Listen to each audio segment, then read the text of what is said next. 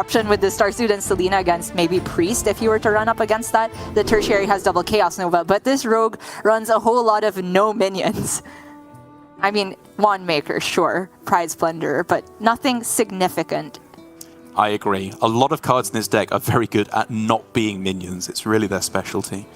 As we see a full mult for the Swine Tusk Shank, it's really all that we want to see from Tom. Shaxy on the other side, though, with an interesting enough starting hand. Il'gynoth is an absolute disaster of a draw. But that is, I suppose, the point where we could talk about how the fact that technically this OTK Demon Hunter does not have to get the OTK in this matchup if they can heal enough. But I think if you're playing correctly as Tom, you can kind of force them into finding the OTK at some point. Right. I mean, Demon Hunter does have a lot of healing, but I feel it is outmatched by the number of swings that Rogue can get, assuming that neither player is really doing anything but hitting each other in the head. Wow, additional poison. That's why the Wand Maker is in the deck to begin with. If it doesn't get you poison, a lot of the time it gets you Sinister Strike, which is just more damage. There's only one thing we want now for Tom, and it's those weapons. Coin, Swindle, Swindle. Obviously, you would much rather this just be draw 2 cards than a spell and a minion, because there's the one other type of card in Hearthstone which can be weapons, unfortunately. But still, thinning out your deck, it's better than nothing. Right. As it's just a waiting game for him now, quite simply. And when it's not Sinister Strike or Poison, a lot of the time it's Secret Passage, which is yet another thing Tom would love to have right now, entering the 4-mana breakpoint to find one of those weapons, even if you play only a single card. For Shaxy, Spectral Sight looks great here. He wants to keep cycling. And I think it's worth giving up the Lone Champion on curve to make sure you get the full 2 draws. But he disagrees. Really? I feel like this is the point of the game where Lone Champion is least effective because Tom actually wants to swing into it and not waste too much damage. Yeah, I actually completely agree. I think especially if you're starting with Illidari Studies, like, you want to play that when you can outcast the card you're going to get off of it, right? Because with Il'gynoth on the left-hand side, it's never going to the left now. It has to come from the right. But this is such a disaster for Tom that he has had to put one of the Silver Leaf Poisons, probably the crucial one to really keep cycling through the deck, on the regular dagger, not even a self-sharpening sword. Tom is running the 3-weapon package here. He cut 1 self-sharpening, so he's just that desperate to find the Swine Tusk Shank. And so now you just play the Spectral Sight unoutcasted. I really don't want to go Immolation Aura to destroy my own champion here. I grow impatient. I think he does it though. Really? Okay. Do like it's never going to find much value in the matchup. There's nothing to remove. Spire Mistress is the only one, I guess, that can't otherwise be killed by other spells. If Shaxy did not have this double jump, I would have absolutely done it. The card draw is just too crucial. And again, I think this problem could have been averted altogether by just delaying the Lone Champion 1 turn. Yeah. But because Shaxy has double jump, he can afford to wait a little bit with the card draw for turn 7, I suppose. But now, Tom has finally gotten a decent weapon. Still not the ideal one. But Shaxy has to start putting together his own win condition. And to be fair, there's actually quite a few combo pieces already. This is getting very interesting. The fact that it was specifically the sword instead of the shank is kind of good for Tom because it means more immediate damage, but it's pretty all in because if he doesn't get exactly the lethal with this, if he puts all the poisons on, there's only 2 left in the deck, so the Swine Tusk Shank will do very little damage. The timing of everything just feels so strange to me from Shaxy. He did go for the double jump, but not turn 7. So if he had gotten Skull off of that, it would have been kind of a disaster. He ends up on the Spectral Sight. It's very, very inefficient card draw. But still, he has ended up with Il'gynoth Arcanist, Fellscream, Fellscream. Doesn't necessarily get checked by Cloak of Shadows, but just by the fact that there's not that many minions on board. So you won't necessarily even get all the targets for Fellscream that you want. Well, it is a tremendous amount of damage coming through every turn here for Tom. And even if Shaxy is close to getting the combo online, he's going to have to use up a few of those combo pieces just to stay alive for the next few turns. Right. So the Immolation can deal with the Spire Mistress. Yeah. And I guess you just go face with the Thalnos, then he can I-beam away the man. Oh, that sounds so bad. You probably cash in one Fell Scream to heal for it right now. Or do you? Could go Arcanist, Fell Scream, Raging Fell Scream. Like it. It's still a lot of damage that you're getting on this turn, and sticking minions in play. Again, this rogue has very, very limited ways to clear the board, so every minion you do stick is a fairly big deal. Yeah. Okay, not using Arcanist, I agree with. Okay. And this way he does skip the... he does have Immolation Aura in hand when in most situations you would rather have Fellscream Blast, but I think it's very warranted here. He gets to stick the Thalnos, and he still has one Fellscream. Was this really better than not just using the Talented Arcanist? He had to throw down an I-Beam as well to not tank the damage here. Like, I get that you want to save it for the combo, but you could have saved an I-Beam, which is more damage with the combo anyway, and then still cleared the board and healed for more. You don't pick the ones. I have. Is it more? It's not more damage with the combo if you don't have Moarg, right? The I-Beam, I mean. Right. Like, Tom is pretty close to dying here. Arcanist, I feel, is very valuable. I guess. As it stands, though, it's not enough because it's the only single Fell Scream. That's why I was looking for a way to do this with just Immolation. But if you want Immolation, there's probably not enough minions to cast both of the Fell Screams on. Wait, how much is this? The Thalnos stuck, so... Whoa. Hold up. 5? 5 is 15? Okay, not enough. Yes, correct. Oh, this Cloak of Shadows is clutch. You have just enough mana to play it, so even if you sack in the Thalnos afterwards, you can't draw anything. If you sack in the Thalnos and find Moarg, it costs 0, so you do have a draw for lethal, right? Right. Yes. Good spot. Oh, none of these are demons. So now he has to heal. And then he gives up the second Fell Scream to do that, and then he's like out of win conditions unless the second I-Beam can somehow get Giga juiced, but he just does not have the time. Like, while it was really weird to sack into Thalnos there, honestly, I do think it was the best play to just have a slim chance to win on the spot. I agree. You kind of just understand that if you have to use Fell Scream Blast here, the chances of closing out the game with Il'gynoth are very slim from that point. He would need to have Skull off the top and get Moarg I-Beam almost immediately. And in the meantime, Tom can... Is he just dead? Anyway? He's just dead, yeah. Double Sinister and Wicked Stab. It's 20 damage, I believe, on this turn. More than enough to close out the game, as it was looking a little shaky there at the start. You know, Tom had all the poisons, none of the weapons, but just in time the Self-Sharpening Sword was just enough to close out the game. For Shaxy, again, we have some questions about his ordering of the card draw there, because it felt like he could have optimized his mana utilization to a certain extent. But in the late game there, I think, you know, whether or not if he'd gone with my line of going for the Arcanist, he would have obviously had less draws for lethal in the first place. So his probably was the better way to go about it, just have that slim chance of winning the game on the spot. The Thalnos sack, I do agree with, but if I were to just look at things with 2020 hindsight, of course, I kind of think about what could the lone champion have contributed if it came down later. Let's say there was a clear turn with Immolation Aura, and then you end with the lone champion. Tom has this 9-attack giant weapon, and he's staring at this Divine Shield taunt like, I only have one prize plunder. Do I really have to sink 9 damage into this?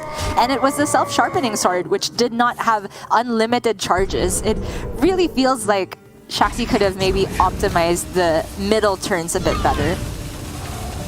I'll agree with you there, as now that first game out of the way, both players do have the ability to swap to either their secondary or tertiary, but I believe we've just got confirmation that neither is opting to do so. Your prediction was correct, so it's just straight up the same thing again. Shaxy is obviously not teched to deal with this rogue whatsoever, so he just has to hope, I would guess, that he can draw his combo a little bit faster. It is true. I mean, he was very surprisingly close at the end there.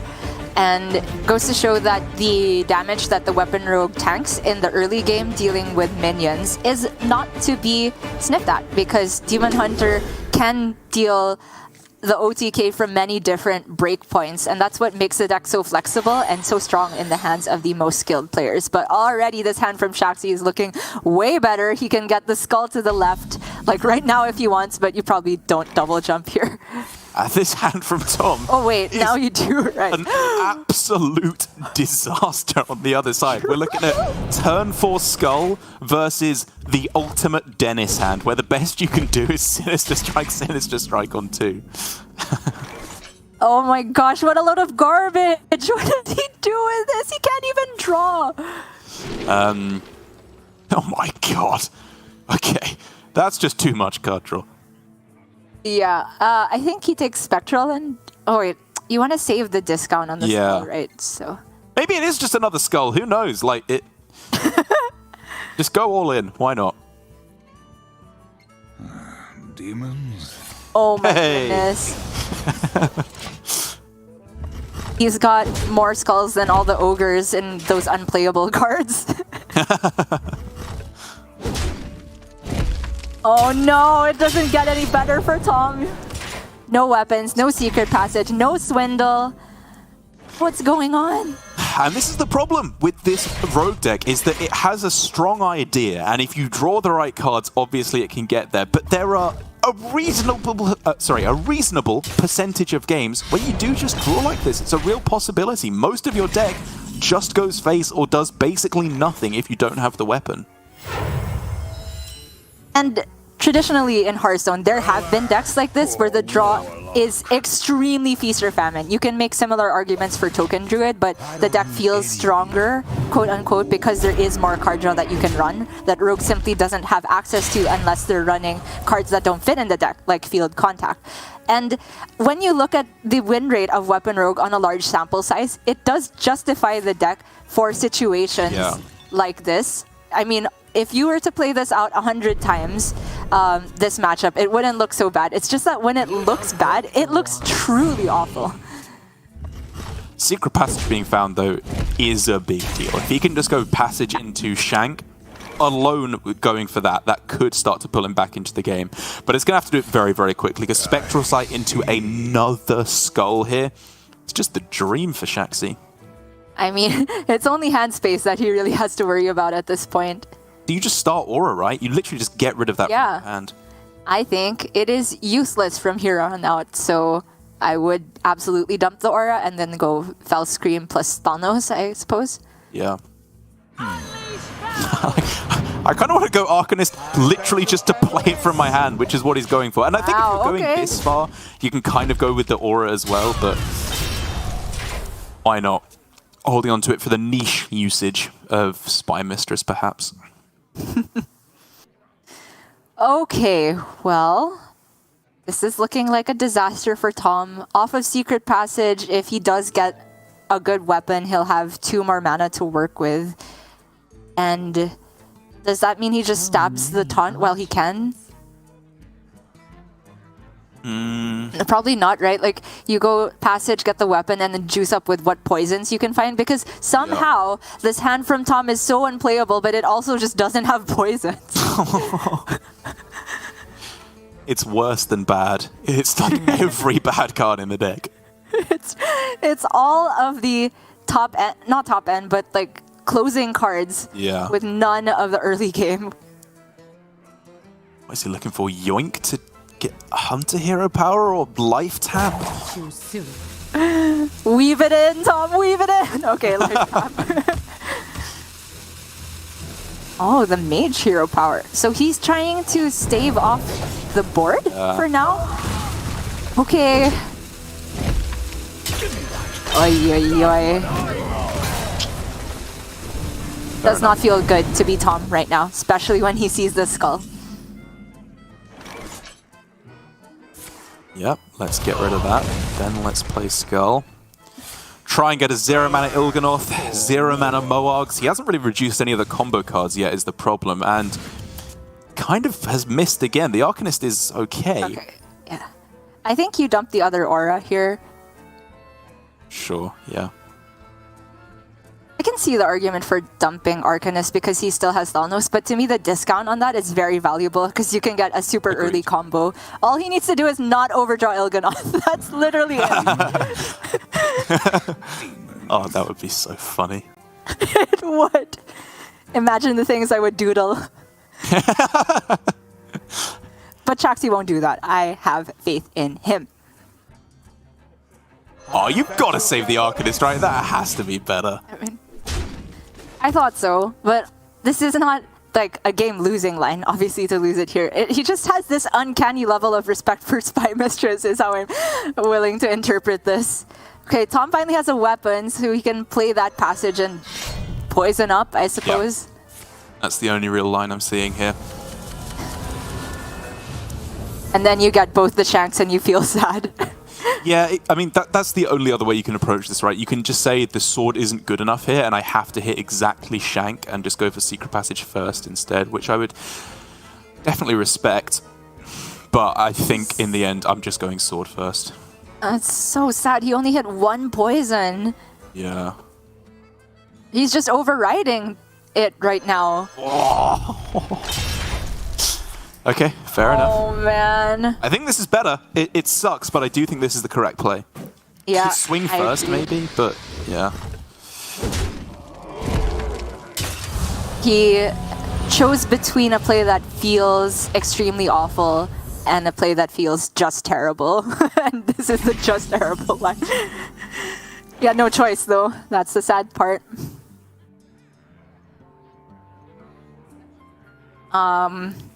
Okay, how do we not overdraw Il'gynoth? That is really my main line of thinking here. Because he obviously wants to play the other skull as soon as possible, but not much space to do that. I'm looking at dumping Lone Champion. I'm looking at just taking a turn to dump everything that isn't combo pieces. Yeah, literally. I'm thinking Immolation or Lone Champion Thalnos. Maybe even a Philosophy. Like, you just don't need it. You just want to turbo draw next turn.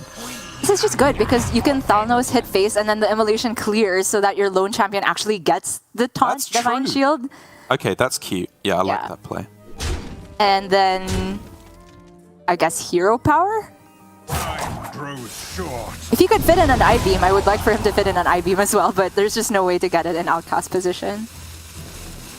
Oh, okay, so he drew the Moarg. Okay, which means now you can Philosophy, sure. Yeah, this does just dump another card from hand as well, so I'm fine with this.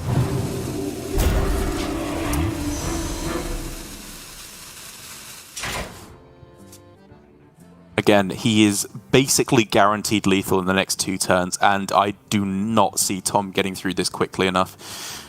No way. Shaxy's all the way up to full and is protected by his signature Lone Champion. You could go ping Wicked Stab and then Secret Passage is probably the best way to go about this, because then you still have plenty of mana for poisons. I don't think he's... Well, okay, yeah, he does need to get all of the buffs right now, so agreed. Just Stab to deal with this. The Lone Champion draws any type of spell from the rogue that would rather go face, then I'm willing to respect the tech for this specific matchup. For exactly this matchup and no others. Agreed. I mean, you didn't have to say it, but that was what I was thinking. I think you want to be very careful about playing second Silverleaf Poison as well. I would prefer the Man-Crick in this instance. Just because we saw from Alutemu that even though you get an extra durability, the fatigue sets in so quickly, it would just easily get there before you've done all your attacks. Oh. Agreed. Oh, Insta-Wife. Okay.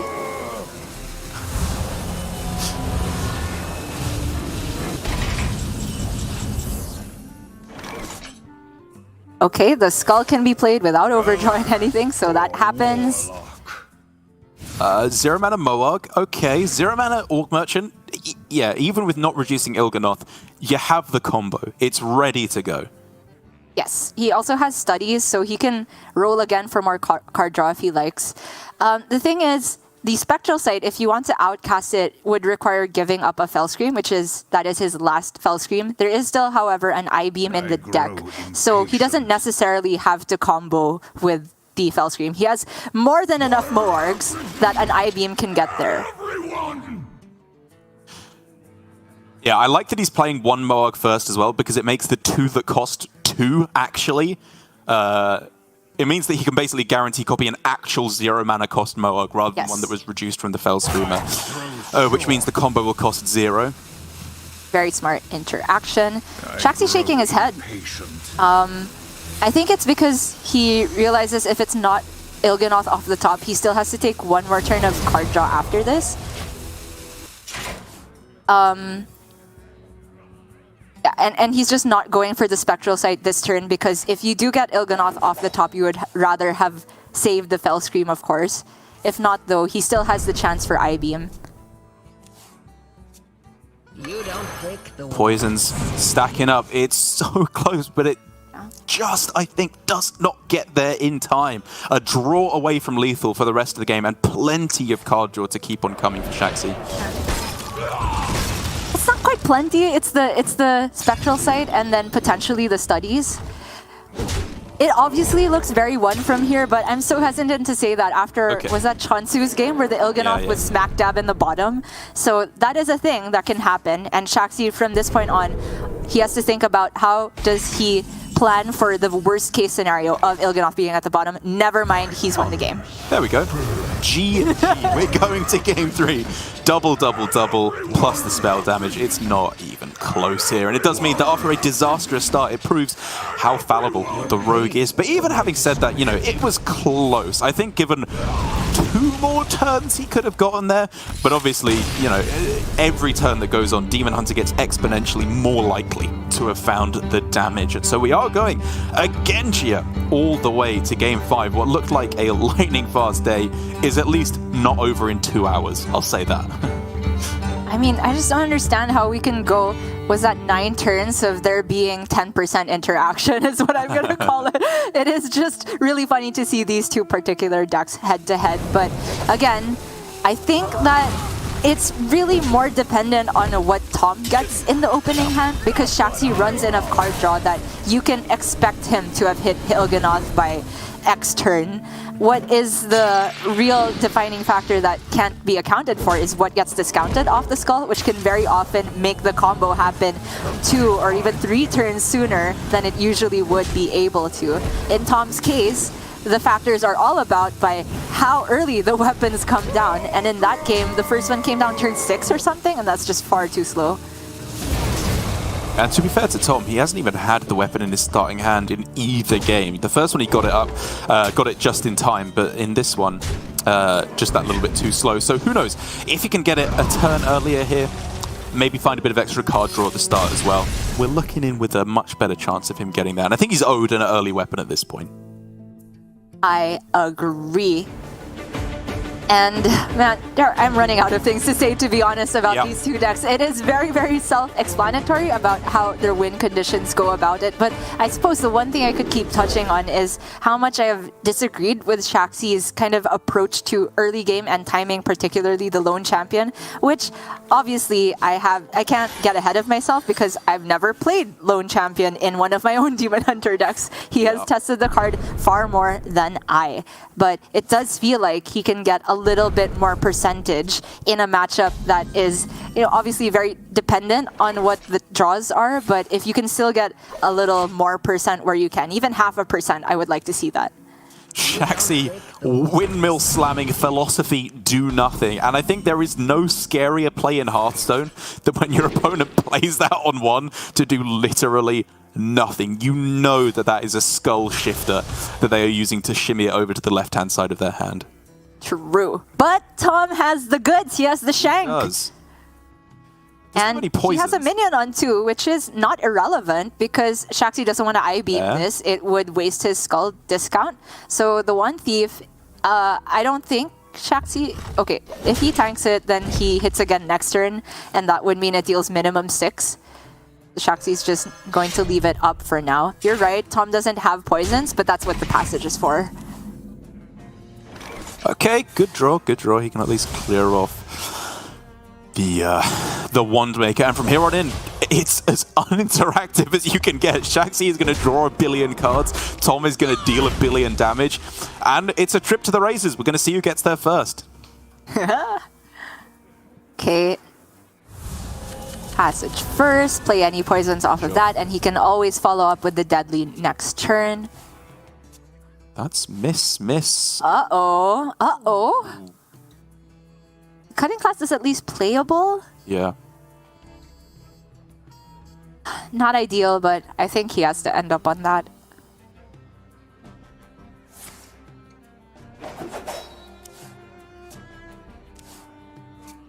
I just find it so ironic that Tom, who is maybe the saltiest player we have in APAC, at least in terms of applause frequency, is playing a deck that is just of this nature, which is salt-inducing on either side, I would say. It's the true nature of a degenerate salty player. You play the most degen decks ever and tilt your opponent off the earth.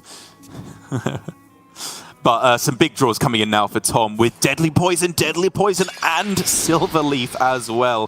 Cycling through the deck, dealing a bunch of damage. He needed to get this now because Shaxy is deceptively close to getting the combo in the next few turns already. He actually chooses Mankrik over the Silver Leaf, though, and I think this is a very close decision point because obviously you want to start drawing after the Mankrik has shuffled into the deck, but you also want to get as many cards as you can throughout the course of the game when your hand is of this shape, where you did get going and you did use a Secret Passage very aggressively. So overall, I think the Mankrik has more benefit because you also get the minion on board. Couple of ways to go about this turn. Obviously, with the main goal being dump as many cards as possible. I think getting rid of the second philosophy is still something you can do and win the game, but you don't really want to here. Because I was thinking philosophy, Raging Fell Screamer, I-Beam, you do have to tank the minion, but it's not the end of the world. Shaxy was hovering Arcanist, which I would assume goes with the I-Beam, because I really like the idea of maximizing the I-Beam heal while he can. So I would rather see that get used than the Raging Fell Screamer. And it does use all his mana because that I-Beam was not going to get an outcast position anytime soon. The zero-cost I-Beam staying in the middle is very relevant for Il'gyanoth as well. This card draw is so brutal as well, so likely to find the Mankrik consumed by hatred, especially with the Silver Leaf. And honestly, you can just start loading up with the Cloak of Shadows now. Like, if he has nothing better to do, sure. Because the Cloak, as we discussed many times, doesn't really prevent any OTK from D100. But yes, the Mankrik coming down here, huge. Kind of forces Shaxy to heal once again. Because there are breakpoints to die from 16 if your opponent's showing a 7 attack weapon. In fact, Tom has that burst. He has 10 from hand. Yeah, I really like the Cloak of Shadows, not only because it protects you, but also it just means there's nothing to swing into with the Eldraki Warblades without tanking damage. Like, if he wants to swing into your Mankrik, go ahead. Yes. Niche utility, but not zero. And like we mentioned, Tom did not have any better way to spend his mana, so I like it. Speak of the devil. So, okay. I-Beam first, or do you just start with Skull, overdraw 1, and pray that you get Moarg to try and heal for a bunch? Oh, that's really tough. I mean, Shaxy can calculate breakpoints. Tom's maximum damage from hand right now is double stab, double strike, which is 14. Yeah. I don't know if you want to put Tom on having that much, but if you're playing around a 3-card combo, single I-Beam with no additional healing, you have to get rid of the Mankrik as well. And he can just put a ton in the way. Okay. Okay. Unfortunately, they don't work so well as a pair. But he's doing it anyway? Yeah, I think we hold on to that one. Yeah, he's going to overdraw next turn, so I like potentially getting the actual benefit off of that one. Oh, wow. Okay. I don't need any of you, he says. What an edgy card. So, how best can he utilize the Prize Plunder? It all feels a little awkward. He can just play one card and then like go Sinister Strike, Prize Plunderer, and then go for the Secret Passage just to clear off the Divine Shield and then hope to find some way to deal 1 extra damage alongside Mankrik, or he could throw in the Wicked Stab as well just to deal the 4 immediately. Yeah, I think it would have to be Stab if he's doing something like that, because Tom doesn't run breakpoints of 1 damage. It's Prize Plunderer, which is the minimum, and you would rather have it deal more than 1 in that instance. So Tom is going to send a little bit of damage into the lone champion. It is putting in major work here. This is the first lone champion that's really felt relevant for Shaxy all series.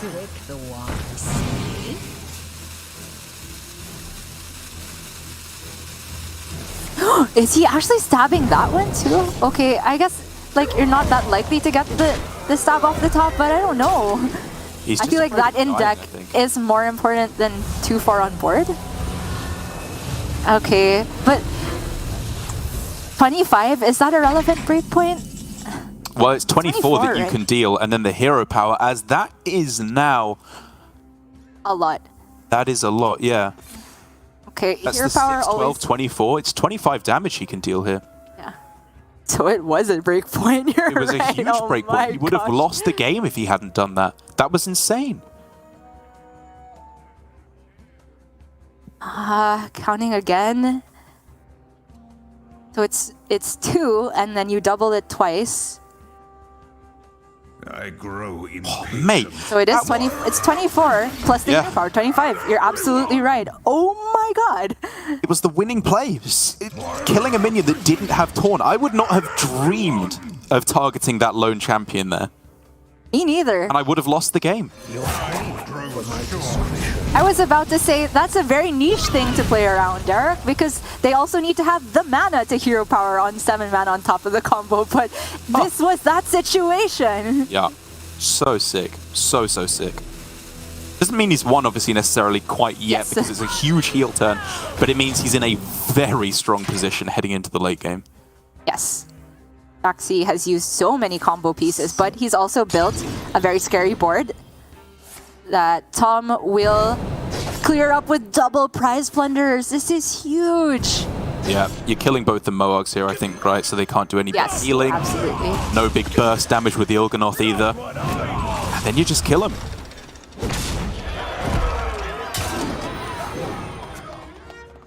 And in terms of how Tom kills him, it feels like it still does have to be 2 weapon swings, because he has used now both the Sinister Strikes and both the Wicked Stabs, if I'm counting right. Which is a very big deal, because Shaxy will have information now all face up about how much Tom can do in a single turn.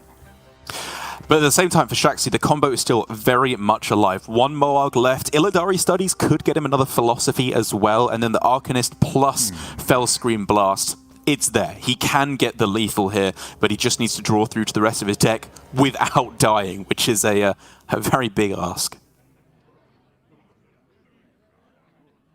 It's these types of situations where Demon Hunter players really shine, or crash and burn. Demons? Alnos looks pretty good to just cycle. He can just Immolation Aura, although if you Thalnos and then Immo, then the Spectral Sight still doesn't get outcast because you draw off the Thalnos. Yeah.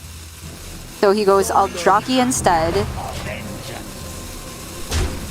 Pushes face. So that means next turn he can potentially outcast the Spectral Sight. I'm not sure if this is helping the clock though. I feel that card draw was the main point to look for that turn. And I think all we're really looking for here for Tom is Cloak of Shadows. The burst damage is all gone at this point, I believe. Yes, the cloak is now relevant because of Eldraki Warblades. Although he is at 24, so a lot of breakpoints. It's just fatiguing after this turn, right? Damn, he missed it as the one last card. He's going to dig for it again here.